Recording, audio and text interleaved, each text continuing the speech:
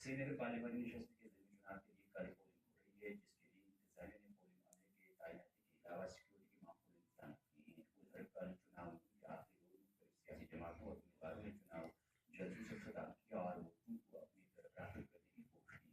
Election commission of India ने श्रीनगर और Anantnag parliamentary नशस्तों के असम और मुंसिफाना चुनाव के लिए पहले ही चुनाव मुशाहिदीन की तामीयाती अमल में लाई है। चुनाव अमले को हिदायत दी गई है कि वो कमीशन के रहनुमा खतूत की मिनमन अमलावरी को हर सूरत में यकीनी बनाएं। रियासत के चीफ इलेक्टोरल ऑफिसर शांतनु ने अफसरों पर जोर दिया कि वो श्रीनगर पार्लियामानी नशस्त की जमीनी इंतखाबात के लिए तमाम सहूलियात यकीनी बनाएं ताकि इस चुनाव में राय दहिंदगान को किसी भी तकलीफ का सामना न करना पड़े। वो 9 अप्रैल को श्रीनगर पार्लियामानी नशस्त के लिए चुनावी ताल्लुक से इंतजाम के हक में शपथ लेने के फर्ज से मीटिंग में बोल रहे थे। उन्होंने श्रीनगर बडगाम और गांधरबल में चुनाव तैयारी के बारे में वीडियो कॉन्फ्रेंस के जरिए मुतल्लिका जिला चुनाव अफसरों से तफसीलात हासिल की।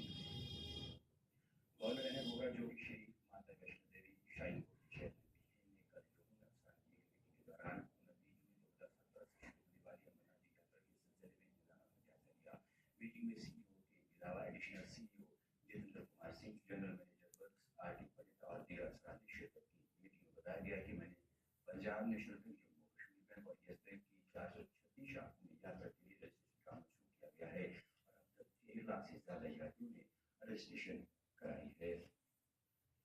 श्रीनगर जम्मू कौमी शहर आज चौथे रोज भी ट्रैफिक जाम के लिए बंद है। हमारे नुमाइंदे के मुताबिक कल अगरचे के 3 बजे शहर को ट्रैफिक के लिए खोल दिया गया था और 300 से ज्यादा दमंग गाड़ियों को श्रीनगर आने की इजाजत दी गई थी। ताहम हमनी, पंथाल, डिबडोर और चश्मा में दोबारा बसें फिर आई, जिसके बाद शहर पर ट्रैफिक की आमद दोबारा फर्क पड़ गया।